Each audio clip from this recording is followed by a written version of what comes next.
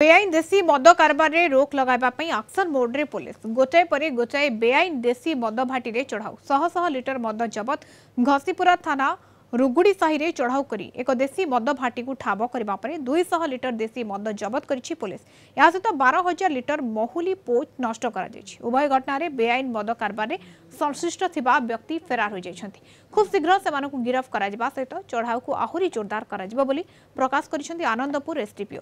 सेपटे केन्द्रापड़ा पाटकुरा थाना नुआपड़ा बजार अबकारी विभाग चढ़ाऊ 160 लिटर देसी मद जबत करने सहित 150 लिटर गुड़ पोच नष्ट करिछि अबकारी विभाग। या सहित 3 जन को गिरफ्त करी कोर्ट चालान करा जायछि। दीर्घ दिन है नुआपड़ा ठारे देसी मद रंधा होई आसुथिला। केन्द्रापड़ा अबकारी विभाग को एने खबर देबा परे अबकारी सुपरिटेडेंट विप्रचरण मंडल तत्वावधान रे एक टीम मद भाटी रे चढ़ाऊ करिथिला।